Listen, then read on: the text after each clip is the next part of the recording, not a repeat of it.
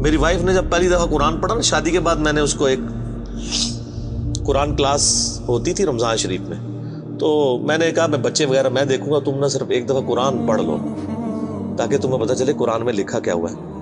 قرآن آپ اکیلے بیٹھ کے تو ظاہر ہے اس طرح نہیں ہے، ایک ماحول ہوتا ہے، ایک ڈیکورم ہے، کلاس ہے، جس طرح یہاں لوگ بیٹھے۔ تو رمضان میں پورا قرآن اس نے مکمل کیا نا، تو میں نے اس سے پوچھا تم نے کیا یعنی اس سے حاصل کیا؟ اس نے کہا جی اللہ بہت سخت ہے، اور جس خدا کا تعارف ہمیں ہمارے ماں باپ اور یہ معاشرہ کرواتا ہے وہ خدا نہیں ہے جو قرآن میں ہے۔ اللہ تو اپنے معاملات میں بہت سخت ہے۔ یہ کتاب انذار ہے، تبشیر اور بشارت ان کے لیے جو بات مانتے ہیں، جو نہیں مانتے ہیں ان کے لیے عذاب کا کوڑا ہے یہ کتاب، کیونکہ اللہ ہے نا، یہ کائنات اس نے اس لیے بنائی ہے کہ آپ جانوروں کی طرح کھائیں پیئیں، اولاد پیدا کریں اور مر جائیں۔ انسان کو اس نے اپنے لیے پیدا کیا ہے، پوری کائنات انسان کے لیے اور انسان کو اپنے لیے۔ وما خلقت الجن والانس الا لیعبدون۔ اچھا یہ جو بات ہے نا ختم اللہ علی قلوبہم وعلی سمعہم وعلی ابصارہم، مہر لگا دی ان کے دلوں پر، کانوں پر، آنکھوں پر، پردہ ڈال دیا، اب عذاب ہی ان کو آئے گا۔ یہ آپ نے اگر بات سمجھنی ہے نا تو آپ پارہ نمبر 7 کے آخری صفحے پہ آ جائیں۔ سورۃ الانعام میں آیت نمبر ہے 110، 7ویں پارے کی آخری آیت، آپ کے یہ بلو والے قرآن میں 142 نمبر پیج کی آخری آیت 110 نمبر۔ وَنُقَلِّبُ أَفْئِدَتَهُمْ وَأَبْصَارُهُمْ، ہم پھیر دیتے ہیں ان کے دلوں کو اور ان کی آنکھوں کو، عقل اور ان کی آنکھوں کو، کہ وہ حق بات قبول نہ کریں۔ حق سے اللہ فرماتا ہے کہ میں ان کو حق سے اندھا کر دیتا ہوں۔ کما لم یؤمنوا بہ اول مرہ، جس طرح کہ انہوں نے بھی تو پہلی دفعہ جب ان کے اوپر حق کھلا تھا انہوں نے ایمان لانے سے روح گردانی کی تھی نا، اب یہ چاہیں گے بھی نہ تو میں ان کو اسلام کی طرف نہیں آنے دوں۔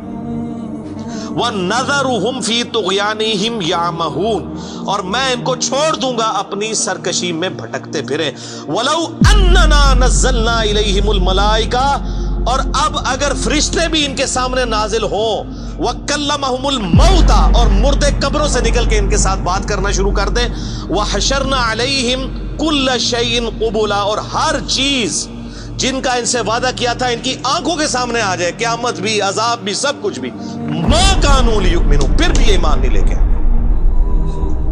یہ ہے سر کتابوں کا خدا، یہ نانی اماں، دادی اماں اور ماما نہیں ہے، یہ اللہ ہے۔ کتنی سختی ہے کہ فرشتے بھی۔ اب مجھے بتائیں کسی سے مردہ نکل کے قبر سے کہے کہ میری تو پھینٹی لگ گئی ہے، آپ کو تو پوری زندگی نیند نہیں آنی ہے، لیکن اللہ فرما رہا ہے پھر بھی ایمان نہیں لے کے آئیں گے۔ کر لو جو کر، یہ اللہ کہہ رہا ہے۔ آمین۔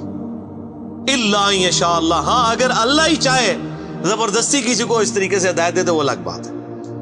ولکن اکثرهم یجہلون، لیکن اکثر لوگ جہالت کا شکار ہیں، وہ اپنی وشفل تھنکنگز کے اندر، امانیہم جنہیں کہا گیا ہے، وہ ان میں پھر رہے، پھرتے رہے۔ اللہ تعالیٰ اپنے معاملات میں بہت سخت ہے میرے بھائیوں، اللہ کو سیریس لینے کی ضرورت ہے۔ ظاہر ہے اس کائنات کی ایک ہی حقیقت ہے، وہ اللہ ہے، اگر اس کو کوئی سیریس نہیں لیتا تو اللہ تعالیٰ کے لیے کیا ہے؟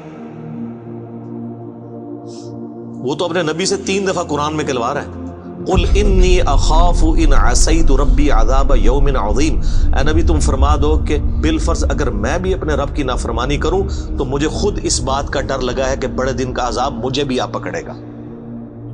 جی سورۃ الانعام، سورہ یونس، سورہ الزمر، 3 سورتوں میں یہ ایک آیت 3 دفعہ آئی ہے۔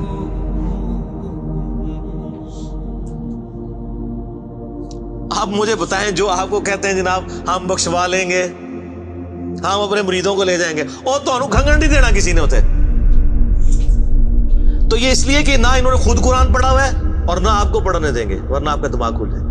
او جی گاڈ از آل لونگ، یہ کرسچنز نے بھی ایک دھوکہ دیا ہے نا، گاڈ از آل لونگ، تو میں نے ان کو بھی پھکی دی تھی کہ اگر گاڈ از آل لونگ ہے اور وہ آل لونگ کا کانسیپٹ پھر صوفیاء کے ہاں ادھر مسلمانوں میں بھی داخل ہوا، وہ جی اللہ کو ہماری نمازیں چاہیے، اور سر اللہ نے کب کہا مجھے تمہاری نمازیں چاہیے؟ اللہ کہتا ہے تمہیں تمہارے لیے نمازیں چاہیے، اللہ کے لیے نہیں، اپنے لیے۔